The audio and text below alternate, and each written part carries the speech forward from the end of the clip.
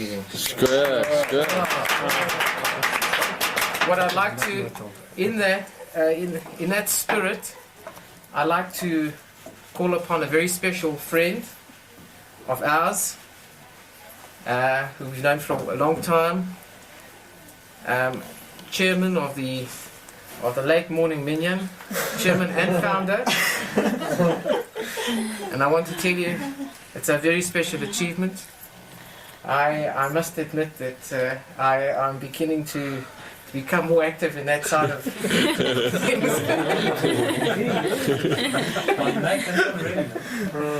And Rabbi Sher is the person I'm referring to here. He's done a lot for us and for all my family, and he's always concerned about everybody. And I think it was very important for him to be here, and I'd like to call upon Rabbi Sher to say a few words.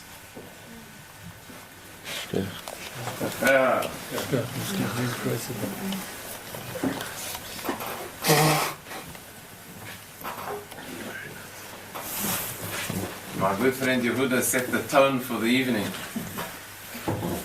And he mentioned, as we usually say when we are invited to enjoy the hospitality of our hosts, and it's really a very special occasion to be able to come to the home of Chesky and Lucette to celebrate such a happy occasion. Chesky and I already go back quite a long way, and I'll never forget the first meeting when he was in Eretz Israel, staying together with my son Avi, and Avi told him, "My dad's coming." So Chesky said to me afterwards that he was as nervous as anything because he didn't know what kind of a guy is going to arrive here. Anyway, we became friends straight away, and I'll never forget that he gave up his room for me that evening, and since then we've been very good friends. We've come here this evening to wish Mazel Tov to Chos and Kala and to drink L'chaim. Now the word L'chaim is written Chet Yud Yud Mem. The two Yudim inside the word Chaim is Shem Asher, and the Chet and the Mem joins together to form the word Cham, which means warmth. In other words, when we see that people dedicate themselves to the ideals of Torah and follow the ways of Hashem Yitbarach, that very way of life gives them a warmth which everyone who comes into contact with them can enjoy so very much. And it's wonderful to see how Chesky and Lucette have grown in Torah and in Yiddishkeit and in mitzvahs, and to come into their home one immediately feels a warmth of Torah and Yiddishkeit. And I wanted to say on behalf of everyone that Hashem should bless them, that they should have the opportunity to have many more simchas in their home. Yehuda mentioned that Chesky was kind enough to give him a day to prepare for tonight. Chesky was even more kind to me. I don't know if you can call it a kindness, because when you know that you have to appear in public, the less time you have, the less nervous you are. The more time you have, the more time you have to think about it. But unaccustomed as I am to public speaking, I didn't find that to be too much of a problem. It just reminded me what Yehuda said about preparing. There was once a great rabbi that his wife always complained that he never prepared his droshes. So he thought, who knows? Sometimes the wife is right.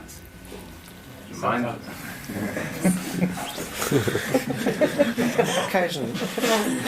Just on that note, it reminds me that recently we had a very great Talmid Chochem here in Johannesburg, Rabbi Tauber. And he had a special session for the gentlemen.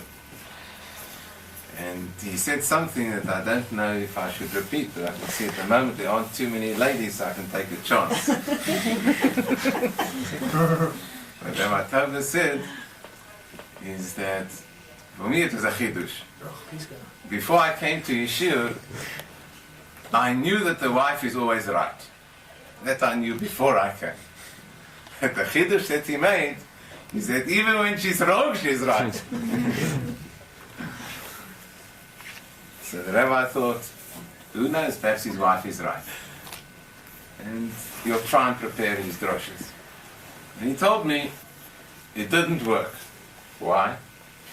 Because he said, when one speaks, if it's at Sheva Brochas, or at a Bar Mitzvah, or at a Chasana, or in Shul, if it's Shabbos or Yom Tov, he said the most important thing is that when one speaks, what one says should be Dvorim HaYotzim Min HaLev.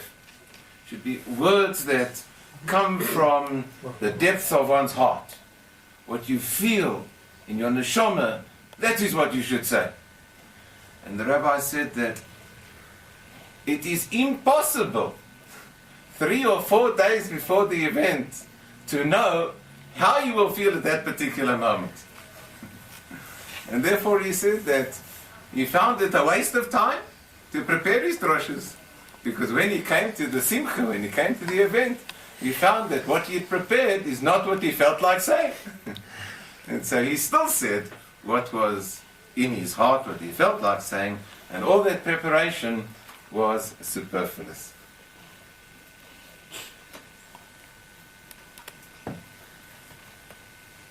This evening I thought I'd tell you a few things about chasanas, and there are very many beautiful and often humorous stories associated with weddings. The first story that I thought to tell you is many years ago when Uri and Avi and I were in Eretz Yisrael. An Israeli friend invited us to a wedding. And he told us the wedding is starting at 7 o'clock and be there, you'll be more than welcome. So we rushed and made sure that we were there on time. We arrived just on the dot of 7 o'clock. We have a look and we see the hall is empty. So we thought perhaps we came to the wrong address. We started asking, is there really a chasana taking place this evening? So the people said yes. I said, where are the people? Where are the chos and kala? So they said to me, tell me, are you in a hurry? I said, I'm not in a hurry, but I was told it starts at 7 o'clock. Which reminds me that once a guest came to the wedding. He was a yekker, the yekkers are very pintlich. Everything has to be on the dot. And the wedding is supposed to start at 7 o'clock, and there was hardly anyone there. So he went to an old man sitting in the corner, and he said, what's going on here? And he took out the invitation from his pocket, and he showed the old gentleman. He said, look, it's written over here that the wedding is going to start at 7 o'clock, b'diyuk. Exactly 7 o'clock. So the old man said to him, he said, you don't understand.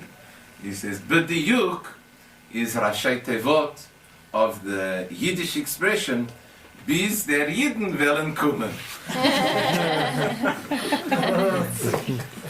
The wedding is going to start exactly at the time when the Jews will arrive. And it might be at 7 o'clock, it might be at 10 o'clock.